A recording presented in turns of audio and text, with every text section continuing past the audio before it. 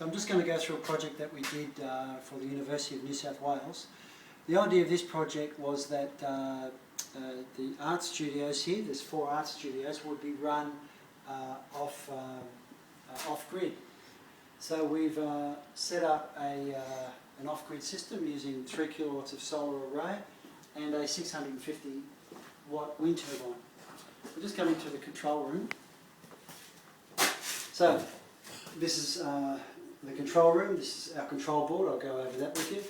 And this is our battery cabinet to run the buildings. So our control box, our solar array on the roof comes in here to the string fuses.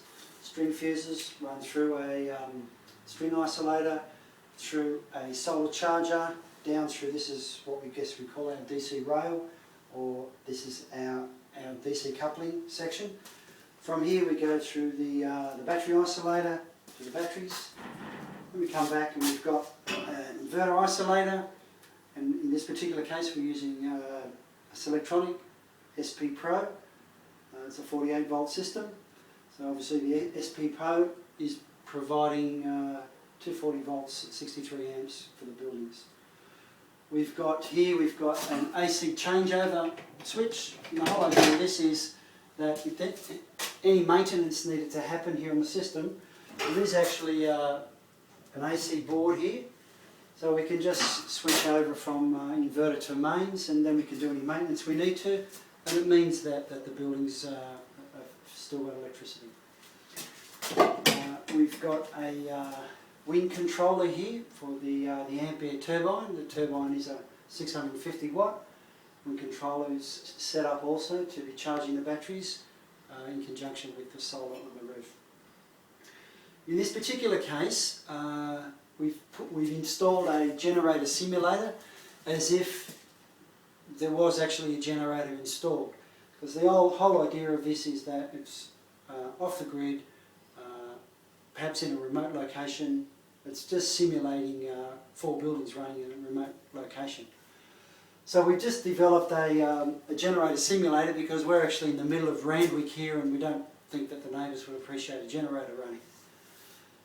So if the SP Pro needs to, if the inverter charger needs to, if the batteries get down on charge, the SP Pro calls in the generator simulator and off it goes. We've also installed a computer here, which is reflecting all the data from the SP Pro, and the computer shows us a number of things. There's what we would call a quick view of the same front panel of the SP Pro. We've also got a data view that we can look at, and we can see exactly what's happening now. For example, you can see what the battery voltage is, you can see what's coming in off the solar, and it's a bit cloudy out there now, so we've got 11.5 amps of charge coming off the solar, and we've got AC source out and what the generator's status is. Obviously at the moment the generator's not running, sun's out, batteries are being charged by the solar array.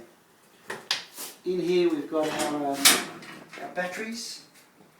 In this particular case they're all 6 volt batteries, 480 amp hour, and they're all in series together, which gives us our 48 volts. We've also got temperature sensor here for the batteries. We've got midpoint control cables, and we've also got some 24 volt supply for the generator simulator. We've also got in the back of the batteries here, we have some vents that actually exhaust outside the building, so that any hydrogen that's being developed by the batteries when they're perhaps in an equalisation charge, any hydrogen gets to escape out onto the outside of the building. We've also installed some fans into this room.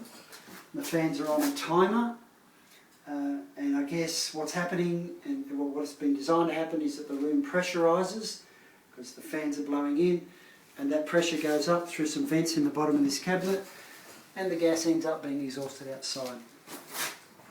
But it doesn't need those fans to actually vent. It will naturally vent but we just put that in as another precaution, just so that we know that there's never any chance of the room being filled with hydrogen and causing any issues. So that's it. The system's been on for a while now. We're collecting data out of the SP Pro so that we can analyse the data and just see how the building is working, how the input is being affected by the output. That's it.